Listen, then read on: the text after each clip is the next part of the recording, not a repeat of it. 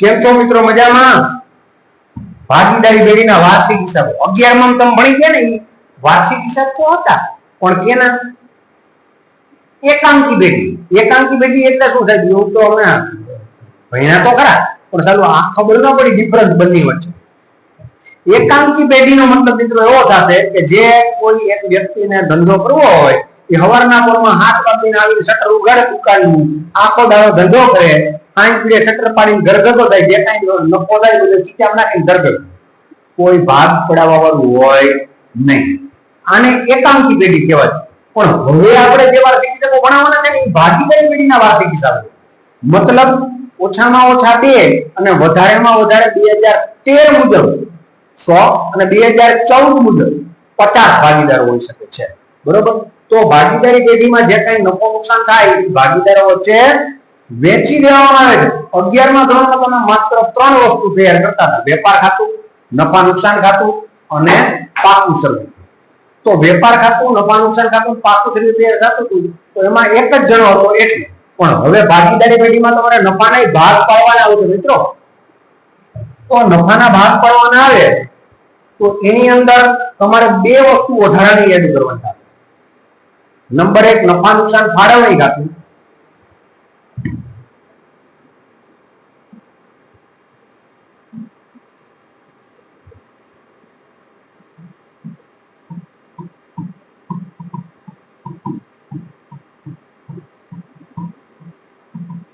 અને નંબર 2 ભાગીદારોના મૂડી ખાતા. ઓકે મિત્રો, આપણે ભાગીદારોના મૂડી ખાતા વિશે વાત કરી તો ભાઈ ભાગીદારોના મૂડી ખાતા બનાવવા પડે. પણ સાહેબ હમણાં તો મૂડી ખાતા હું ઈ જ નથી ખબર. આપણે પહેલા ચેપ્ટરમાં મોટા દાખલા સ્વરૂપે આ આપણને સમજાવવામાં આવેલું હતું, પણ બોર્ડમાં ઈ દાખલા પૂછાતા નથી, એટલે આપણે માત્ર 3 માર્ક વાળા દાખલા ઉપર જ ફોકસ કરેલું છે. બરોબર? અહીંયા હું તમને બંને પદ્ધતિઓ સમજાવી. મૂડી ખાતા રાખવા માટેની છે ને 2 પદ્ધતિઓ આવે છે. એક સ્થિર મૂડી ખાતા પદ્ધતિ અને બીજું અસ્થિર મૂડી ખાતા. તમે અત્યાર સુધી જે એકાંકી પેઢીમાં પાકા શ્રેયમાં મૂડી દેવા બાજુ મૂડીનું આખું ફોર્મેટ બનાવતા હશો. સર તમારા જે છે એ તમને આમ કહેતા છે મૂડી પ્લસ વધારો પ્લસ વ્યાજ પ્લસ ચોખ્ખો નફો. બધું ક્યાં? પાકા શ્રેયમાં મૂડી દેવા બાજુ. એક્સ નામનો જે માલિક છે એ એની મૂડી 50,000 પ્લસ મૂડીનું વ્યાજ માનો કે 10% છે તો 5,000 પ્લસ નફો 18,000, એટલે 55 ને 73,000 રૂપિયા ટોટલ થયો. એમાંથી ઉપાડ 3,000, ઉપાડનું વ્યાજ 1,000, અને માનો કે નફો દામ બદલે ખોટ થઈ તો ઈ આપણે આ 3 ના સરવાળામાંથી આ 3 નો સરવાળો બાદ કરો, પછી જે અમાઉન્ટ આવે ઈ તમે 12 ના કોલમમાં લખો. પણ હવે જે સિચ્યુએશન આવશે એમાં આ જે એન્ટ્રીઓ છે ને એનું પ્રમાણ વધી જશે. હવે તો તમારે અહીંયા ભાગીદારનો પગાર, ભાગીદારનું કમિશન, બોનસ, મહેનતાણું વગેરે ઘણી બધી માહિતીઓ આવશે. તો એ બધું અહીંયા કરીએ અને માનો કે 10 ભાગીદાર હોય તો તમે પહેલા માળેથી ચાલુ કરો તો ગ્રાઉન્ડ પર બધી માહિતી હોય. સાહેબ તો શું કરવું? તો આ રીતે ના બનાવો અને એને આડા ખાતા સ્વરૂપ બનાવે કે જેથી આપણને ખાતા બનાવવા સહેલા પડે ને બધા ભાગીદારોની માહિતી એમાં એક સરખી મળી. પછી A B C D E F ભલે જેટલા ભાગીદાર હતા મૂડી તરીકે, મતલબ કે એને મૂડી ન લખાય અહીંયા, બાકી આગળ લાવ્યા તરીકે જે રકમ લખવાની છે અહીંયા એકમાં નહીં બધામાં તમે લખી શકો નહીં. તો શરૂઆતની મૂડી તરીકે બધાને એક લખાય. આવી રીતે લાંબડી ના પડી. ડન છે? સારું. તો આ જે પદ્ધતિથી તમે દાખલો ગણતા હતા મિત્રો, એ હતો અસ્થિર મૂડી ખાતા પદ્ધતિનો દાખલો. બરાબર છે? પણ હવે આપણે સ્થિર મૂડી ખાતા પદ્ધતિથી પણ દાખલો ગણવાનો આવી શકે. અસ્થિરમાં મૂડી કોઈ સરખી રહેતી નથી. શરૂઆતની મૂડી હોય એના કરતા આખરની મૂડી કંઈક અલગ જ આવે.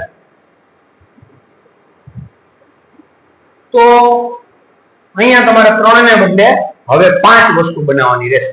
વેપાર ખાતું, નફા નુકસાન ખાતું, નફા નુકસાન ફાળવણી ખાતું, ભાગીદારોના મૂડી ખાતા અથવા ચાલુ ખાતા અને પાકું સર્વ. ટોટલ 5 અને અથવા 6. આમ દાખલો પ્રમાણમાં થોડો મોટો થાય પણ ગુણે એના 11 છે. 11 માર્કનો દાખલો છે. 1 માર્કના નિયમ પ્રમાણે આપણે સમય ગણીએ તો બોર્ડમાં તમારા દાખલાને કેટલો ટાઈમ આપવાનો થાય તો કે ભાઈ 3 કલાક એટલે 180 મિનિટ થઈ. 100 માર્ક માટે 180 મિનિટ આપતા હોય તો 11 માર્ક માટે કેટલી મિનિટ આપવાની થાય? ગણતરી કરશો ને લગભગ 24.6 મિનિટ જેવું થશે. કરો ને કેલ્ક્યુલેટ. 180 ભાગ્યા 100 ગુણ્યા 11 લગભગ નિયર અબાઉટ 24.6 મિનિટ. કદાચ 2-3 મિનિટ વધારે આપો તોય વાંધો નથી. આ સમયગાળો તમે 24.6 ને બદલે 30 કરી નાખો ને તોય વાંધો ના આવે. તમે પોણી કલાક સુધી દાખલો વિના કરો ને ભાઈ તો પેપર પૂરું થાય નહીં. કારણ કે હવે ભાગીદારી પેઢીના વાર્ષિક હિસાબનો એક દાખલો અને એક કંપનીના વાર્ષિક હિસાબનો દાખલો ટોટલ 2 આવશે. એટલે તમારે આ દાખલો 30 મિનિટમાં ગણો ત્યાં સુધી આપણને કોઈ તકલીફ નથી. તમારે પેપર આરામથી પૂરું પણ થઈ જાય અને તોય તમારી માટે 5-7 મિનિટ 10 મિનિટ જેવો સમય વધે. બરાબર. આખા હું તમને કયા વિભાગને કેટલો સમય આપો એની ગણતરી કરીને પરીક્ષાઓ કરીને સૂચના આપી. આપણે જે 9 માસિક ને 6 માસિક પરીક્ષા આવતી ત્યારે હું તમને કહીશ કે ભાઈ આનું કેલ્ક્યુલેશન આ રીતે છે ને એ સમયમાં તમારે એ વિભાગ પૂરો કરવો પડે. દાખલા તરીકે વિભાગ A, B, C અને D. વિભાગ A, B, C અને D આ 4 વિભાગ છે ને એ તમારે મિત્રો લગભગ 1 કલાક ને 50 મિનિટમાં પૂરો કરવો પડે. 4 વિભાગ તમારે 1 કલાક ને 50 કે બહુ તો 55 મિનિટમાં પૂરો કરવો પડે. નહીતર પેપર પૂરું થાય નહીં.